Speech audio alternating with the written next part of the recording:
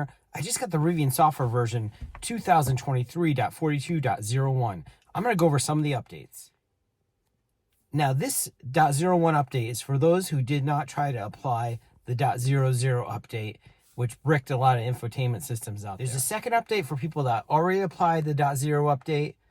It's called .2, and that one will fix your infotainment system and also give you the new features. So don't be afraid to install the 23.42.01 update. This one totally works. It won't break your infotainment, and it adds the new features into the vehicle. Now, my Rivian truck or app was not asking me to do the update. I waited about a week after I knew both of these updates were released and all the issues were fixed, and it still didn't offer it to me. So what I had to do is the hard reset. To do the hard restart on the Rivian, you have to hold the leftmost button on the steering wheel as well as the hazards flasher until you see the vehicle reboot. Once I did that, within a couple hours, the update was presented to me in the app, and I went ahead and installed it. Now, also, remove any flash drives you have for the drive cam before doing the updates.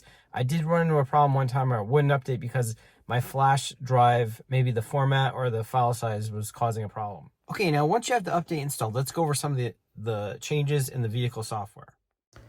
Now, the big change in this update was proximity locking and unlocking improvements. Now, I have an iPhone 15 Pro. I never noticed any problems with unlocking. It actually unlocks too easily. That's where the second part of this update comes in. So now you can set it to lock only at the home location. So when you're home, it won't keep unlocking the vehicle. You have to take the app out and manually unlock it. So if you work close to the vehicle and it's locking and unlocking a lot, this will fix it. They also added some notifications in the app when the vehicle is doing certain things, like if it's in car wash mode. You'll see this picture in the app with Gary and the truck all sudsy taking a bath. It'll also show if you left any enclosures open. The last part of this update, it wasn't able to verify that a pop-up message should occur if the charge was interrupted for any reason. They may be referring to DC fast chargers because I tried rebooting my charger and disconnecting. I didn't get any pop-up messages in my app. There you go. Remember to like and subscribe for more videos about Rivian and Wi-Fi, Tesla, and tech products.